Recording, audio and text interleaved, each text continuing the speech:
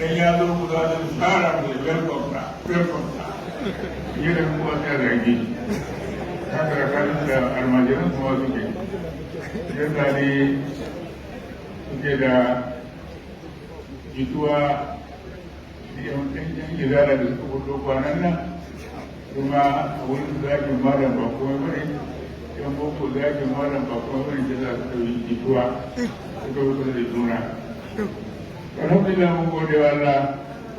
addinin mu na nan cike da ƙarfin da cike da lafiyarsa tare da abubuwan da ke samu na jiwa da suka jiwa daga waje suka daga jiki amma duk addini bai damu ba gaba gaba yake ci ya yi ga lokacin da ana aika wannan sallallahu da ya zo da wannan addini shi kadai ya zo da addini matansa uwar gidansa Khadija sai ya tafi karɓa ta musulunta yaron gidansu ƙaninsa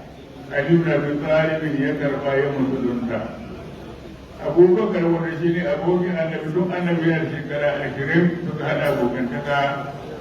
da Abubakar da annabi sallallahu alaihi wasallam Abubakar na shekara 8 annabi na shekara 20 shi ma sai ya musulunta kaga shugaban masu musulunci mata Khadija kenan shugaban masu musulunci yara matasa Ali ibn Abi Talib shugaban masu karɓar musulunci sun manya su ne Abubakar ibn Usman su Kuhawa to daga da aka zo ma addini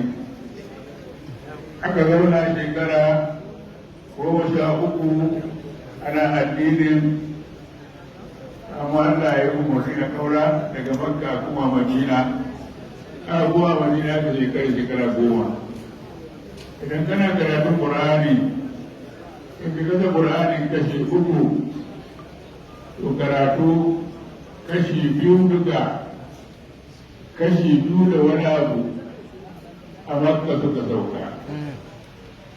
kashi 1 da wani abu a Madina ya sauka saboda wannan shekara 13 ana yi wannan shekara 10 ana yi